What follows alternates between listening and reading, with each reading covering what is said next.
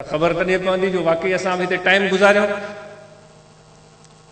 उसके साथ सब दोस्तों को गुजारिश की जाती है वफूद की सूरत में निकलें और इस मिशन को आम करने की कोशिश करें।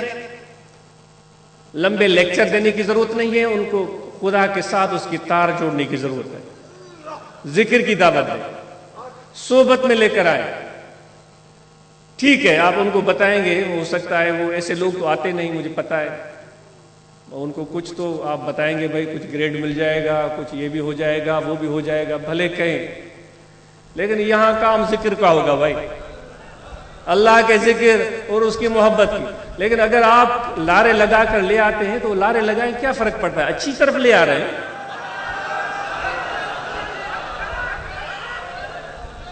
क्या पता वो बेचारा पहले आए ग्रेड की चक्कर में, लेकिन फिर उसके अंदर खुदा अपनी मोहब्बत भी डाल दे तो क्या बात।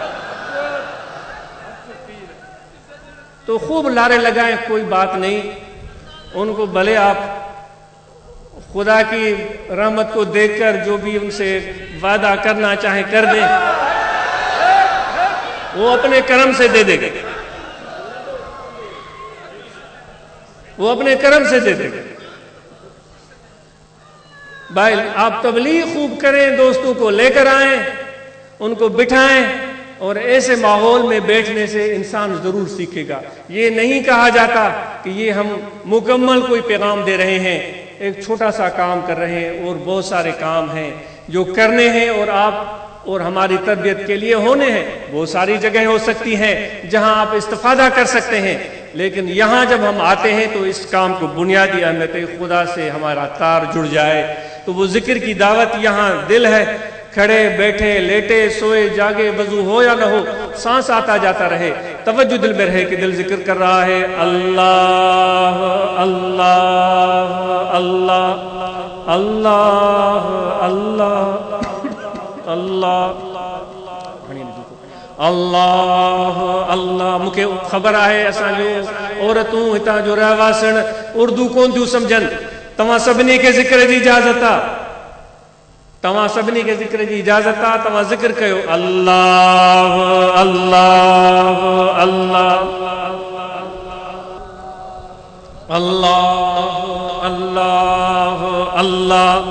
ये बश करे, दिल जिंदा हो जाए, दिल जाकिर हो जाए, दिल बाखुदा हो जाए, जिक्र का असर दिल में पैदा हो जाए। भाई आपको हुजूर पीर मिठा रहमतुल्लाह अलैह जिनका ये उर्स है, जिनकी शफकत और इस सिंध में आमद की वजह से आज हम यहाँ इकट्ठे हुए हैं, थोड़े हैं या ज्यादा हैं, जैसे भी है, मेरे पीर मिठा का ये फैज, उनकी निगाह करम, उनकी शफकत इनायत का असर है कि हम जैसे नाकारा, हमें सिंधी ढगे बोलते थे, वो अपनी शफकत और प्यार से वो हम ऐसे ढगों को नवाज दिया उन्होंने। तो उनका ये फैज है, और उन्होंने ये जिक्र बताया कि फकीरों जिक्र करो, फकीरों जिक्र करो, और फरमाते थे जिसने जिक्र लिया कलब पर उंगल लगी, फरमाया वो ईमान की सलामती के साथ जाएगा।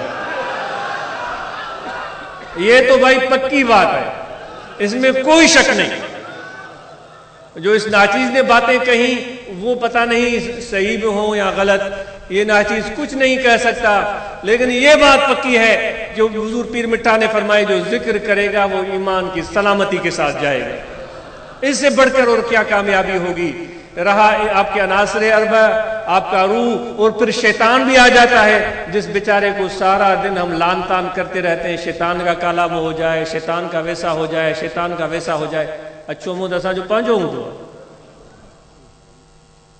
भाई शैतान को आप इस तरह न लें, सारे इल्जाम तराशी उस पर कर दें। वो तो सिर्फ आपके लिए एक रास्ता है ताकि आप अपनी ताकत को बढ़ा सकें। वो पहलवान जाते हैं, पहलवान जब अखाड़े में जाते हैं तो कभी वो कमर के साथ पता नहीं क्या बांधते हैं, बड़ा बड़ा वजन वाली चीज, फिर भागते हैं। कभी वो डंबल होते हैं, उनसे यूं यूं करते हैं, अपने इन डोलों को मजबूत करते हैं। तो शैतान को ऐसा ही डंबल समझे, वो उसके साथ लड़ाई करके अपनी रूहानियत को बढ़ाए। भाई ये भी आपके फायदे में है, नुकसान में नहीं है। मुकाबला होगा तो ताकत बढ़ेगी, मुकाबला होगा तो ताकत बढ़ेगी। अगर मुकाबला नहीं होगा तो फिर तो